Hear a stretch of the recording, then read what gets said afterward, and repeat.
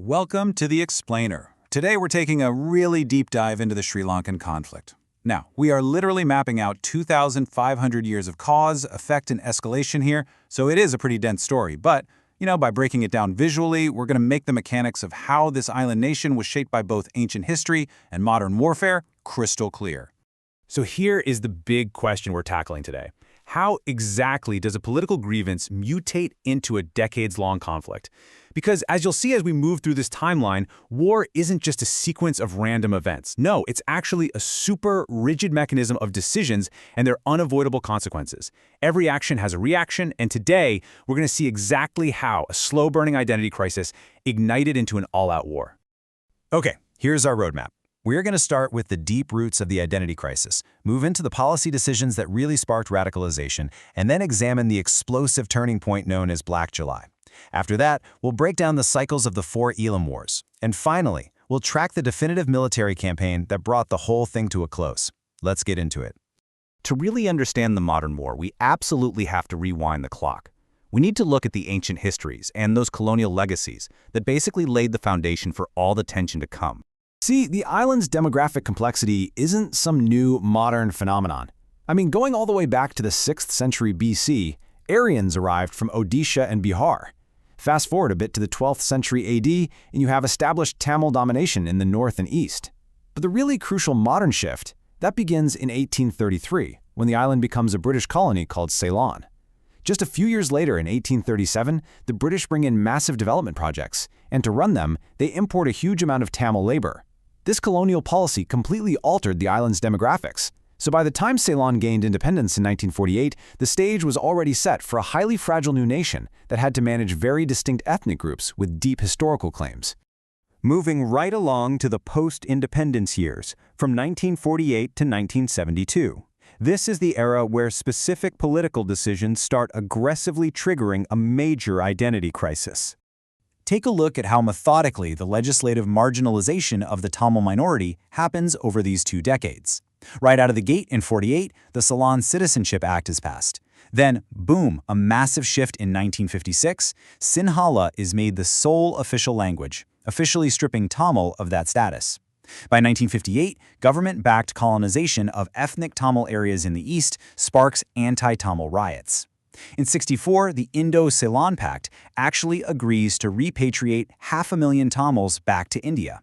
And then in 1970, an educational law mandates that Tamil students have to score comparatively higher marks just to get into professional courses like medical and engineering.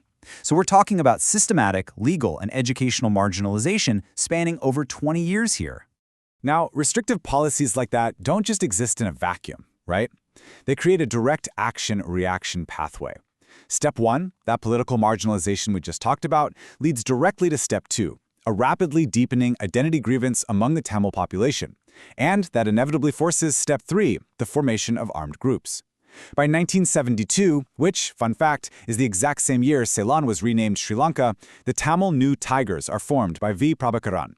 This radicalization was basically birthed directly by the policies of the preceding decades. So, now we enter a profoundly dark chapter.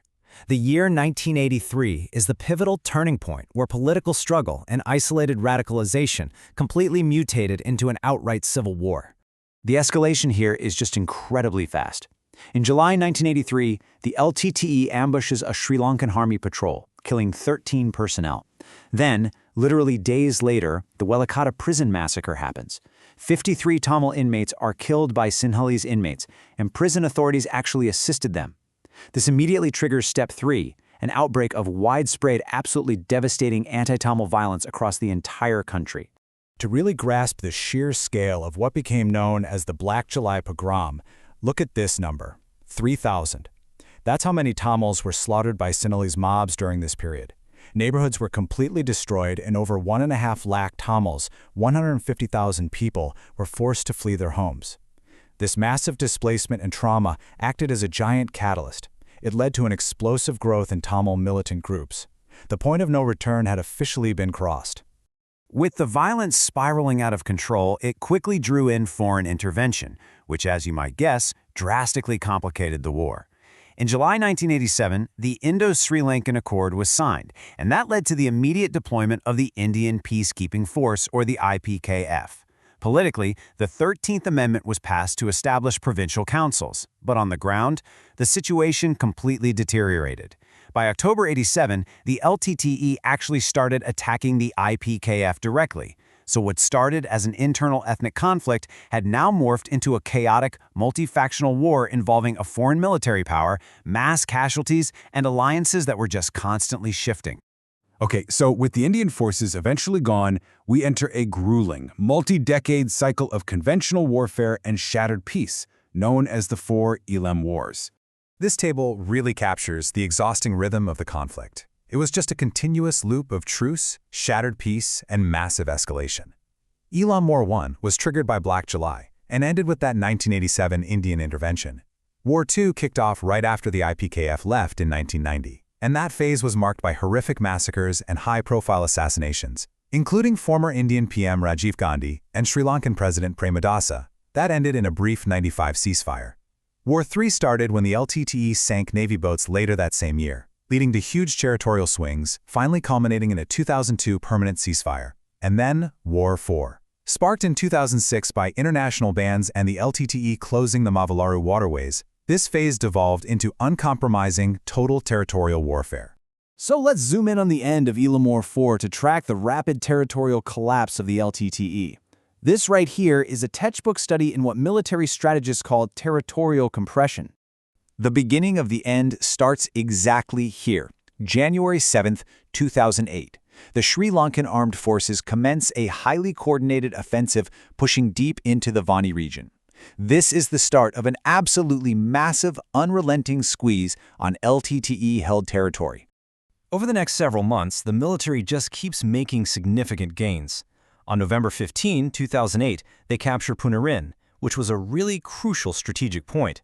Pay attention to the pace of these dates now, because things speed up.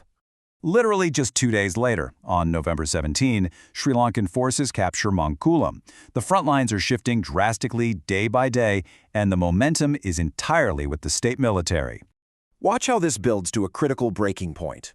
January 2, 2009. The SLAF captures Kilinochchi.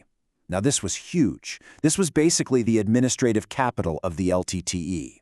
Its fall was a massive psychological and strategic blow, and it forced the LTTE to withdraw further eastwards, retreating deep into the Mullaitivu jungles. By late January, we see the ultimate realization of that territorial compression I mentioned earlier. Sri Lankan forces have entirely contained the LTTE into this rapidly shrinking area. It becomes known as the Vani Pocket, and it's centered around their very last urban strongpoint. There is nowhere left to retreat. At the end of April 2009, the conventional military capability of the LTTE is basically wiped out. At the Battle of Anandapuram, the SLAF inflicts the absolute worst defeat on the LTTE of the entire decades-long conflict, killing over 600 Tigers in one devastating blow. And finally, on May 18, 2009, LTTE chief V. Prabhakaran is killed by the armed forces. This single event marks the total collapse of the insurgency's leadership.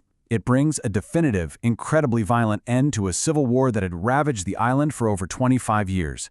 As we wrap up this explainer, I want you to think about this phrase. Chronology is not just a list of dates. It is the story of decisions and consequences. From ancient demographic shifts to the stroke of a pen on a 1956 Language Act, right down to the final military maneuvers in the Vani Pocket, we've seen how political actions forge the history that inevitably follows. When you legislate grievances, radicalization is the reaction, and war becomes a terrible mathematical result, which leaves us with one really vital question. If every conflict is a rigid chain of decisions, what mechanisms do we have today to break that chain before the next war even begins? Thank you so much for joining me, and I'll see you in the next explainer.